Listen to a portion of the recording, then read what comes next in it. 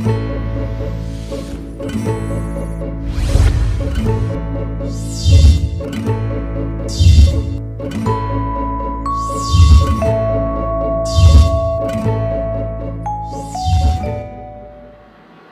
عليكم حبايبي، شلونكم؟ شلون صحتكم؟ معكم منتظر من قناة الميسا للمعلومات.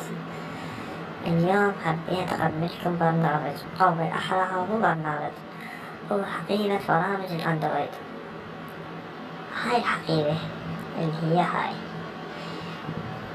تحتوي على العديد من البرامج المفيدة جدا للأندرويد، منها ما يخص الحماية، منها ما يخص الروم والروت وهاي السوالف، وبيها برامج كشف باسوردات الشبكات الواي فاي وغيرها. نجي ندخل على البرنامج، راح اخليلكم الرابط مالته جوا الفيديو. تطلع لنا هاي الواجهة مالته، نعطيها اكسبت. هذا البرنامج يدعم نظامين، نظام لينكس ونظام الاندرويد. احنا ندخل على نظام الاندرويد. هاي راح تطلع لكم الآن على شكل مجلدات.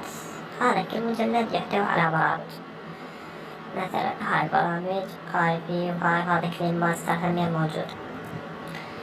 هاي الحافظة الثانية تختص بالواي فاي والاتصال بالانترنت، كشف باسوردات، تغيير باسورد، تغيير اسم، يعني هواي شغلات بصراحة أنا ما فاحصل.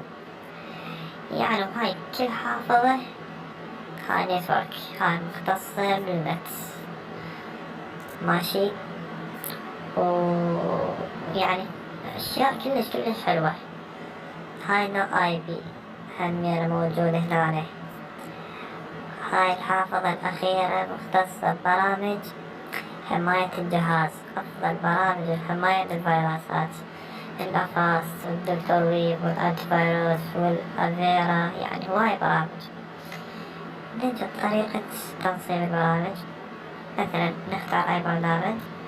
أنا راح أختار أفاست، أضغط عليه وأعطيه إنستال. مثل ما تشوفون هذا البرنامج هنا جاي يحمل. إن شاء الله بهذه الطريقة، يعني هو التحميل خاف يطول شوي أو هاي، راح أقطع عليه ما أحتاج على البرنامج. انتم بس كون توصل لكم الفكرة صحيحة. يعني فيه هواي شغلات حلوة للي يحب انه عنده اطلاع على برامج الاندرويد، الروم والروت وهاي السوالف. انا ما عندي اطلاع عليهم، مالين ما احبهم. برنامج بسيط، بيه مميزات هواي، بيه برامج هواي مفيدة للجهاز. ويعني انصح كل يعني كل شخص عنده جهاز اندرويد انه يمتلك هذا البرنامج.